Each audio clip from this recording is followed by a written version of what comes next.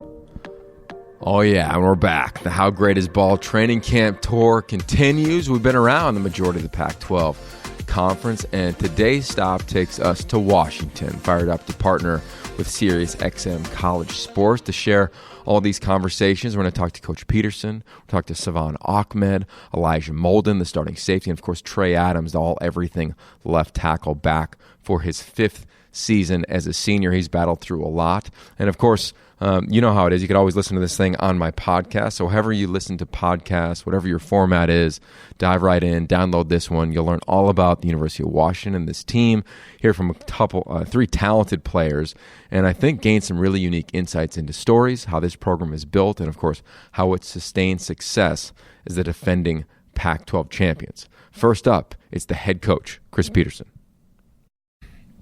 All right, here with Coach Pete. Coach, appreciate you taking the time. My pleasure, Yogi. All right, so training camp. We're 2/3 of the way through, and I'm calling your first game with Ted Robinson on the Pac-12 Networks.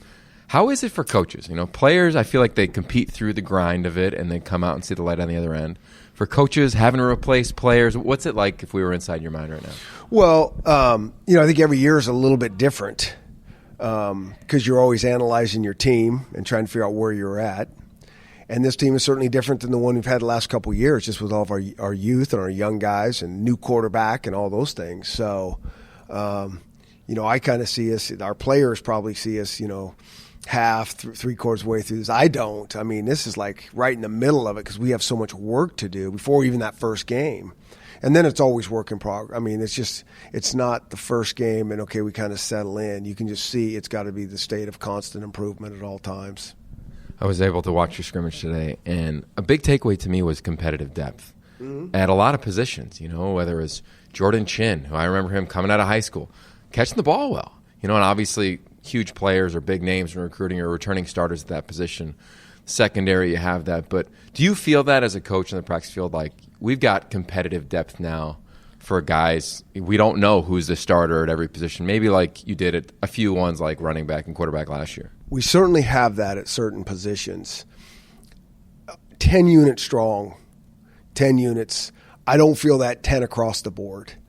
I think maybe we have it at 7, that we have really pretty good depth, and there's some equality in there, and it's like, let's keep them competing and see who keeps rising and climbing and all those things. And there's probably a couple where you're going, hey, we'd like a little more depth.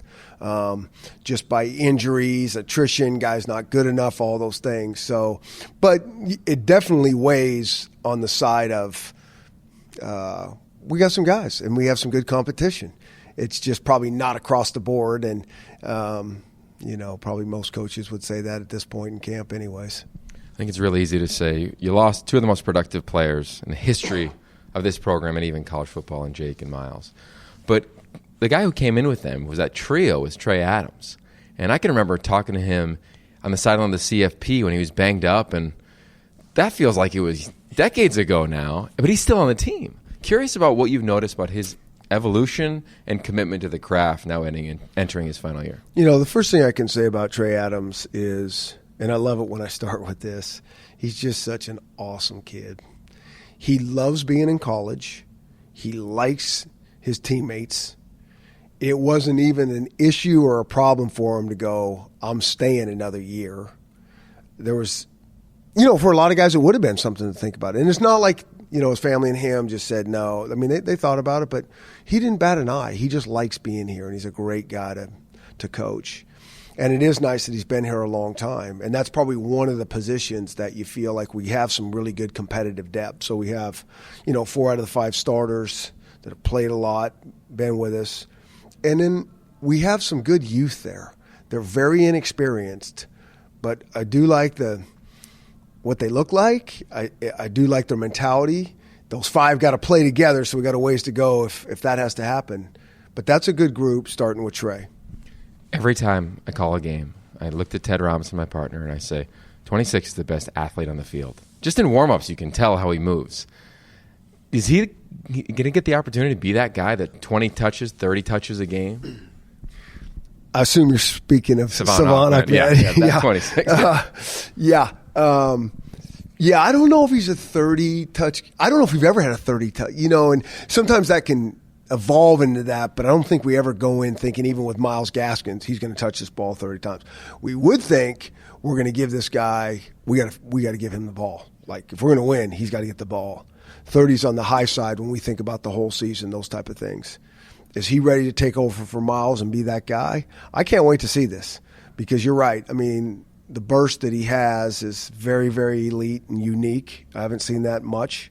And that's never been Salvon's problem. I'm not saying he's had a problem, but, as a running back taking the next step, it's really slowing that pace down till he sees that crease and can go. And in training camp and in spring ball, I really felt like he has done those two things. So I'm excited to see him play.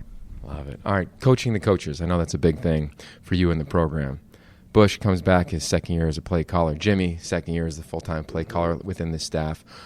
How do you talk to those guys in the offseason coming off of a year? And how do you coach the coaches, as a lot of them have been around this program and your approach for a while now? They're awesome guys, and they get it. They've been doing this for a long time. That's why I probably, like my job here, is we've had such great continuity.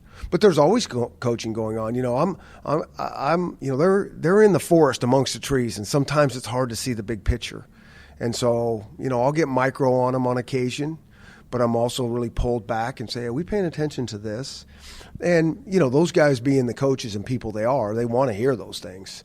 And then they got to digest it and figure out, hey, is that legit? Does that apply to our side of the ball, me, whatever? And, that's just how we do it. And I would want the same if I was in their shoes. You can't do it by yourself. You need an extra set of eyes and looking at everything. Vita, Greg Gaines were two stalwarts on the defensive front. Taylor, JoJo, Byron on the back end. Ben Burke-Kirven. Have you felt the guys that departed elevated the standard of the position for the guys that are there, let alone what the coaches are challenging these young men with? But do you feel as though they feel like, we got to rise up and compete at this level that's been here for a few years? Yeah, I think everybody knows the standard around here. We try not to put a pressure on our guys to say, you have to look like that. It took those guys a ways and a while to get to that standard. Although they did compete at a relatively high standard as young guys. So our guys understand that. Our coaches understand what it should look like. We try to not, compare anybody. Hey, Taylor wouldn't have done that. Taylor would do that. Greg Gaines would do this. We don't really go there. I think they get that. This is a new team. We're as corny as it sounds. The standard that they're trying to live up is the best that they've done. That best version of what they put on tape before. Like, let's just be consistent with that.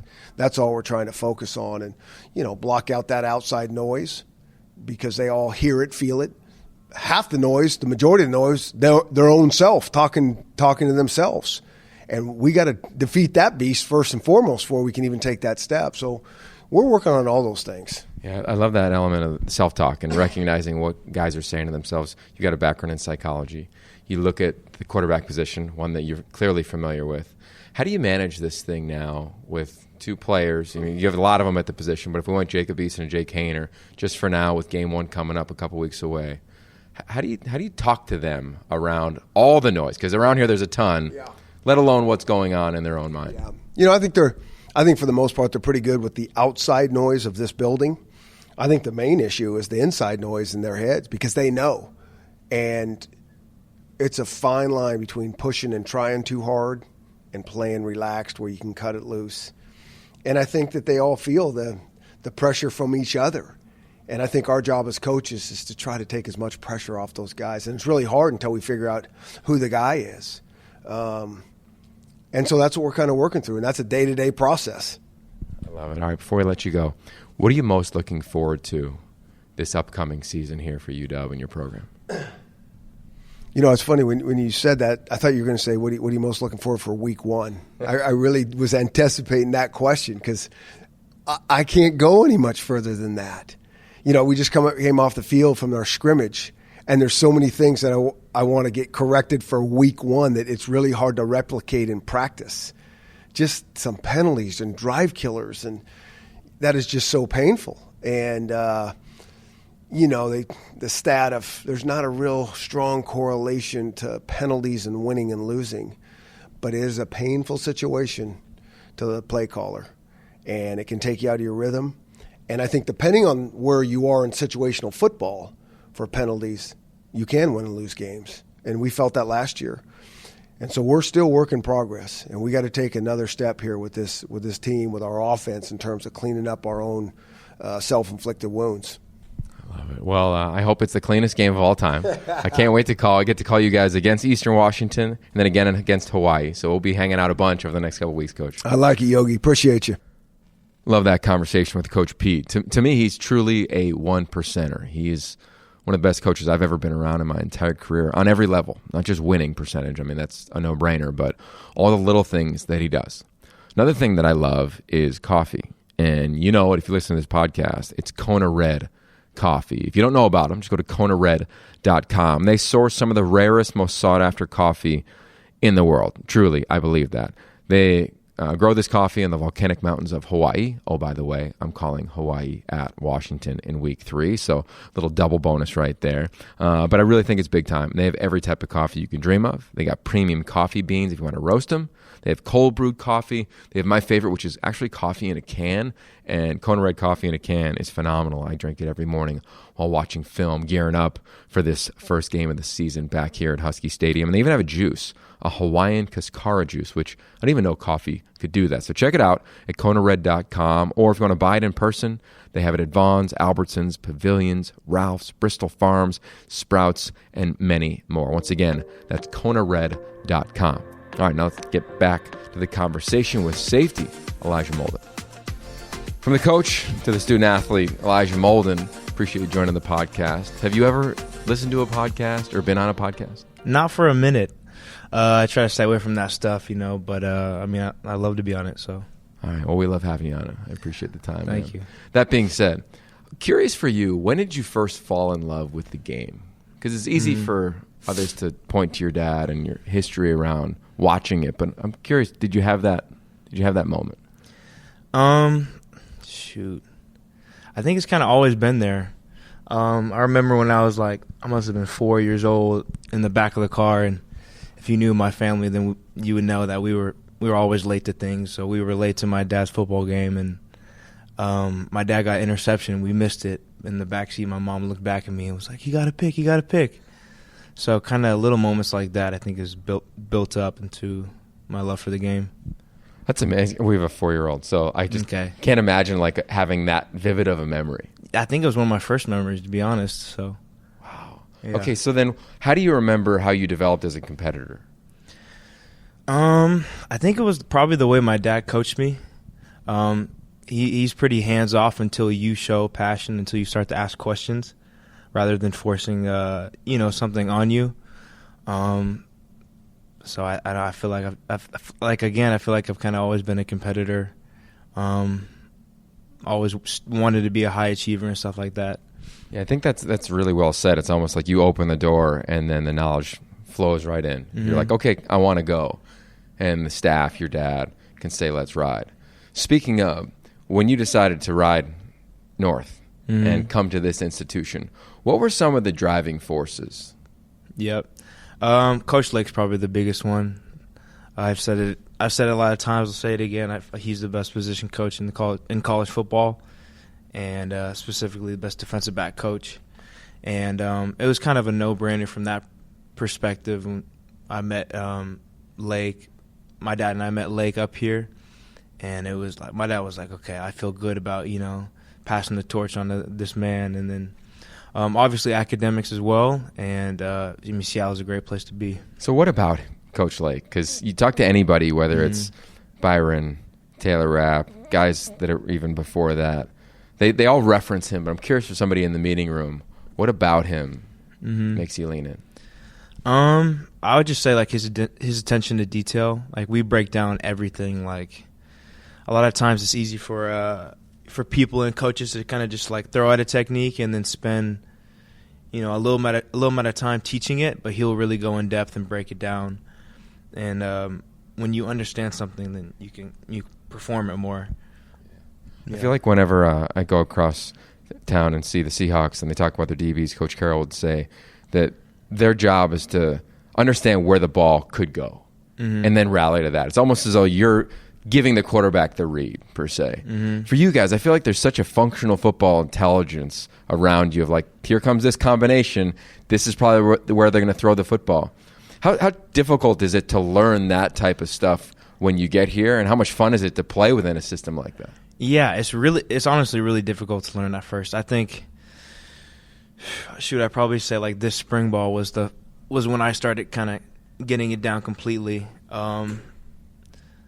But I mean, you just kind of you have to like, I mean, stay in the film room and ask questions, and then you have to like take time outside of just meetings with Coach Lake to like understand the defense as a whole. So now I'm out there, and like you kind of said, we can kind of mess with the quarterback a little bit, especially versus our quarterbacks now, because we've been practicing for too long. But I think that's when the game gets fun, is when you can, it becomes like chess. Yeah, no, very, very well said. Do you feel as though, well, let me back up. How would you define the culture here? Because you've been here for a couple of years now. Yeah.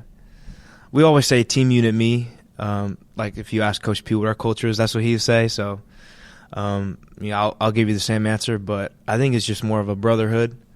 I mean, there's guys, every year I become closer with some dudes who, O-linemen, D-linemen, tight ends, just people who, normally when you think about, what a locker room would be like, I'd be clustered with a bunch of defensive backs. But really, like, everyone's my brother in the locker room, so. I feel like he makes such an emphasis on culture. And obviously, it clearly paved the way to a lot of success. Pac-12 Championship a year ago, guys getting drafted, et cetera, et cetera. But for you, where do you think you've grown the most within Team Unit Me from the day you walked in to now, being an entrenched starter on this defense? I'd probably say owning my role. A lot of, coming in my freshman year, my goal was to start, and then 2 years later, finally I'm the starter. So, it's not always pretty, but no matter what your role is, you got to own it. And then, if you put in work, and then eventually you'll be rewarded. So that was, that took some time for me to learn. And now it's just teaching the younger guys the defense, teaching them things that I wish, older people would have taught me and stuff like that. Speaking of older people, I was at Rams practice the other day. Yeah. I was watching Taylor Rapp, your former teammate, compete. There's a standard there at that safety position. You can go back a couple classes. People have played at a really high level and are continuing to play on Sundays now. What is the standard at the position for you, and what have you pulled from some of those guys that have gone on to play in the NFL, Taylor being one of them? That's a good question. I feel like every player who's been special in our DB room has something unique about him. So, like with T-Rap, like he was a lights-out tackler. Byron, like his feet were like phenomenal, and then Jay Mill, like his hands. JoJo liked to hit, so I think I pull bits and pieces from kind of their niche, like what they were best at, and then try to make it into my own. But as far as like a standard, we just try to, raise the bar every year. So then what would be the trait that you bring to the DB room? I'm trying to be the smartest guy on the field. And it's nice looking back and see Miles Bryant out there to kind of, go off of him. So I'm trying to be the smartest dude and then most instinctual. All right, so I'm going to call your first game of the season against Eastern Washington on the Pac-12 networks. Now being, as you referenced, the entrenched starter, finally. What are you most looking forward to in week one as the season kicks off in 2 weeks? Making plays. Like, not versus Salvon in our offense. But, making plays that matter for the fans. I love it. Well, thank you for making this conversation matter. And I'm going to send you some podcasts. Yeah. There's some that are non-football I think you can enjoy. It's a nice medium to consume some entertainment and some knowledge. All right, man? For the smartest guy in the DB room. Yeah, thanks, Yogi. All right, Elijah, appreciate the time. All right, just talked to defensive back Elijah Molden. He said he can't wait to play and stop an offensive player not named Salvon Ahmed, which happens to be our next guest. I'm going to ask you the same question I asked him.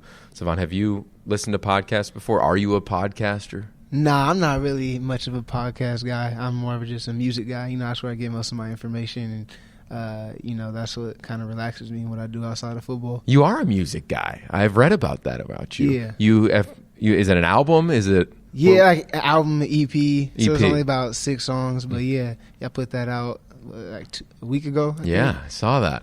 Okay, so take us back, revisionist history. Like, when did you first pick up an instrument? When did you first lean into the artistic craft of music? So I've always loved music. Tupac's one of my favorite artists. My dad showed me that at a young age. That's why I got it tatted on my arm, a Tupac portrait. But yeah, I started rapping back like my freshman year of high school, sophomore year. My best friend, Micaiah Gilmer, he started doing it. And I was like, oh, that's tight. And so, we started just in the garage rapping off of, the Macs got built-in microphones. So we would go in the garage after school, so where it's quiet, there's no sound. We just rap, hold the laptop close to our face, and then just rap, make songs off of that, so it kind of evolved. I've been best friends with Isaiah Brown, who I made the album with since we were young. And so, when he came back, it was something we just like, all right, let's do it. Got into a real studio, and he's been doing it for a while, so I kind of just followed his lead, and, we just did it from there.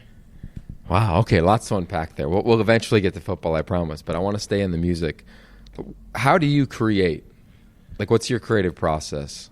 So my process, I like the beat making process more than I like, actually rapping. And so I hear the beat, I take a sample. That's what I like to do. I like to do old school samples. And so most of my songs are old school samples. So I get that, we make the beat, add our own stuff to it, and just let the beat kind of talk to me. I know most people like to come into a song with a topic already, but I think it's better when something comes to you when you hear the beat. What does it make me think of? And that's like my creative process. I let the beat kind of talk to me, and then I'll just start writing from there. I usually write in the studio, so we'll make the beat, and I'll just write the song right there. Wow, so that's like, it's not necessarily freestyling, but it's kind of a version of that. Yeah, it's just a version of it. You kind of just, you let it come to you instead of, going in there with, a cadence in your head already trying to make it fit. I think it just kind of makes it flow better when you have to let it sink in and kind of get a feel for it. Okay, so now, knowing that's your creative process in the studio, what's your creative process when you have the ball in your hands? Let everything develop in front of me, kind of like the music. You let it come to you, and you kind of let it just be natural. So when you get the ball, I think I learned from Miles a lot. It's about the patience of it. You don't want to just kind of rush into things. You let it develop, let things happen, and then you make your play off of there. Wow, I love that. Okay, so when you came in here, year one, what were your expectations for yourself? And then what have you learned along the way that's going to allow you to be the catalyst to this team as the starting running back? I mean, when I came in here, I had high expectations for myself. I wanted to come in here, be the starter right away, be an All-American, everything. And I think, for any young guys coming in, that those should be your goal. You should have the highest expectations for yourself. But, I learned that it's a learning process. It's timing. You kind of gotta wait your turn, and you gotta let things develop, and you gotta learn as much as possible from the guys that are in front of you. And for me, I had Miles and Levon in front of me, and I took what I could from them as much as I could. And I learned so much from them, and I just applied it as I got to the field whenever I could. I think now is just the time to really show what I've learned, not only from them, from my coaches, but really, I learned. I keep going back to it, but I learned so much from Miles. I learned so much from him just outside of football. We were together every day. We lived together. And so, to have a guy like that in my life, and I don't even think he knows how impactful he's been on me, but at the end of the day, that's like my brother. And so, it's a great relationship we have, but I learned so much from him just in the weight room, in the film room, and on the field. Drill down into that a little bit for us. You talked about patience as a running back, but what other specifics would you say you took from him?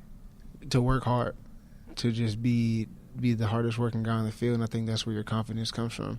You just know that no one worked as hard as me this summer, and that's the kind of attitude you got to have. And I know, when I first got here, we would have school workouts, and this is actually my sophomore year because I didn't live with Miles my freshman year. I lived in the dorms. My sophomore year, we'd have our school workouts, and we'd go home, chill for a little bit, and then he'd be like, all right, let's go work out again. And I'd be like, hey, man, we already had 2 workouts today. We already lifted, we already ran today, did our agility stuff in the sand or, whatever that day consisted of. But he'd come in and be like, all right, man, we're going to go work out again. And I'd be like, oh, okay, this is what we're going to go do.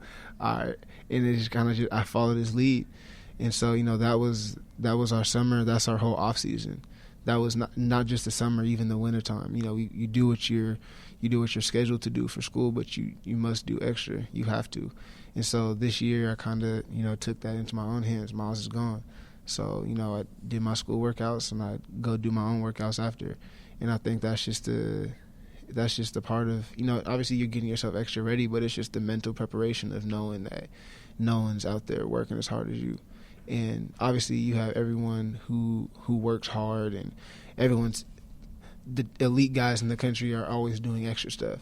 But, you kind of just got to, that's the kind of stuff that you have to do to let yourself know that you're among those guys, and that, you have the same abilities because you work just as hard, if not harder. And so, those are the kind of things that set yourself apart mentally and physically. And those are like some of the little things I took from Miles. Yeah, those are incredible. So as a musician, you let it come to you. As a back, you let it come to you. But I feel like there's a part in every song where all of a sudden, like, boom, the beat drops or something that you could probably use better vernacular for, and you attack. Yeah. Right? Same thing as a back. You put your foot in the ground, and boom, you get downhill. Yeah. Or you become the dude at the specific position like you are this year. Is there a different mentality around being the starter of, maybe not just letting it come to me because now I'm a guy and Miles isn't here anymore? And if so, how have you attacked the position? Just being the starter, I think it comes with confidence. Now that you're the guy, you go and make the plays. You kind of feel that, all right, the team needs a play out of me. I need to go do this. There's no questioning. Obviously you let it develop. You don't rush things, and you don't try to, make bad plays, but you go and make a play. You make a play when it's needed, and that's kind of the difference between, kind of sitting back and going in and having just a littler role to being a starter. I think it kind of comes down to making those plays, and I think I have a lot to prove, to my team and to myself and to my coaches to even, just be that starter, because we got a lot of good running backs. We saw Sean, we got Kamari, we got, Rich, we got a lot of guys that can play. And so I think even just to myself, I'm still out there every practice trying to prove, that I can do what's expected of me. And so, my coaches push me, my teammates push me. I got that whole room of backs in there, and I know they push me every day because I know if I'm not doing my best, the next guy's going to be up. And so that's just kind of how I attack every day. And you just go out there and work. You go out there and work hard in every drill, in every rep. You got to go out there and give it your all. How would you describe the head coach, Chris Petersen? Fanatical effort, fanatical attitude about everything. He wants the best out of you. He wants the very best out of you in every aspect of life, whether that's just being just a man, being a student, or being a player. He's going to get the very best out of you. And this program is hard, and he makes it hard on purpose, because when you leave here, this is going to be some of the hardest things that you've been through, being with Coach Petersen. And he's a great guy, a genuine guy. But everything that he puts us through is for the better. And he's a great coach, and he's gonna make sure that we're prepared. Always, practice is hard. In high school, you go out to practice. All right, it's just a 2-hour practice. Now, when I got here, we got these practices, and I'm like, bro, we got practice today. Like, man, you kind of go out there like, dang, we got practice today. And so, it's going to be hard. And so he's a coach that's going to make sure you're prepared. And, when your time's ready, you're going to be ready.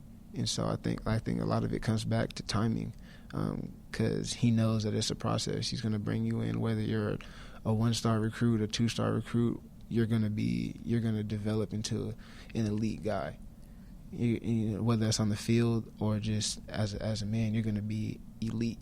And so he's someone that wants to build connections for you. He wants to make sure you're great on the field, and so he's a great coach, and I wouldn't want it any other way. Did he have an opinion on your music, on the EP? No, he hasn't talked to me about it, actually. Other coaches have listened to it, but no, I don't know if he probably knows about it. He's probably heard about it. All but right. No, he hasn't. Hopefully he listens to it. Maybe I'll tell him. If you had to poll like the 104 other teammates of yours, reviews, more than positive? Oh, positive. Okay. Positive for sure. I got a lot of good feedback from it, actually. I think I was just doing it for fun, Yeah. and a lot of people like it, so it's kind of cool that it's something outside of football. I love it, man. Creative process, creative guy. Great interview, by the way. sir. Great podcast. Welcome. Now you're in the podcast community. Let's do it. I love it. Well, I had a chance to meet your parents last year after the title game. Chance to finally spend some time with you, man. Both of them incredible experiences. Good luck this fall. Appreciate it. Thank you. All right, that's Salvon Ahmed, University of Washington. We've talked defense. We've talked running backs, explosive plays, talked to the head coach. You're not the oldest guy in the program, but you're probably the oldest guy on the team, I'd imagine. Trey Adams here, starting left tackle. Trey, thanks for joining the show, man. Thanks for having me. So how does it feel? I mean, are you the oldest guy on the team? I've definitely been here the longest, 5 years at least, but I'm 22. I mean, I feel like the oldest because I originally committed to Coach Sarkisian, so that's kind of weird. None of these guys even know who that is.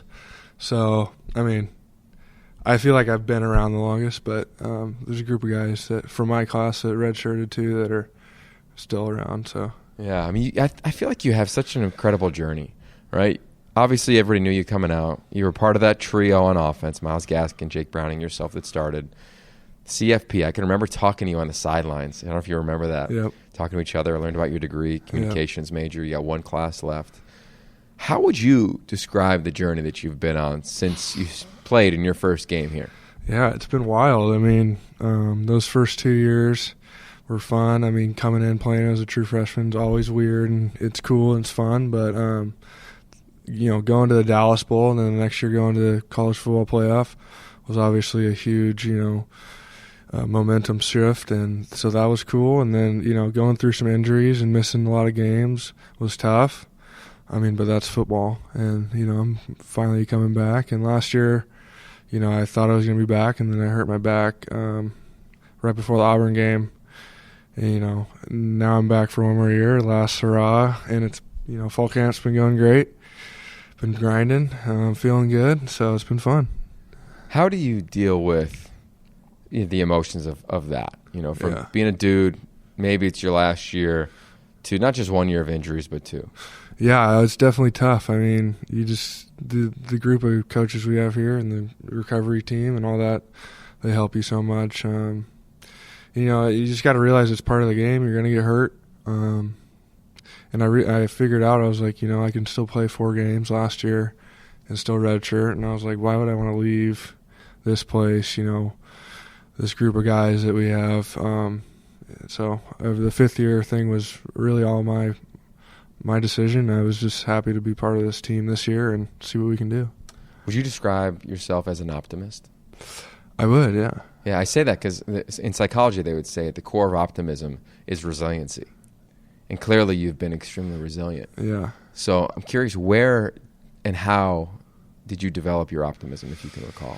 I'm not sure. I mean, just growing up, things always fell into place. I never was really hurt that much. And, I just always learned if you work hard and just keep your head down and grindstone, you're going to – and Coach Pete talks about that all the time. I mean, this stuff is hard and you're going to go through stuff. And just being able to, have that that guy like Coach Pete and my coach here to talk to me and work through it, I have a lot of time, and it was really just about getting healthy and all that. So what did you do? Obviously, focus on getting healthy in your time when you were injured and rehabbing.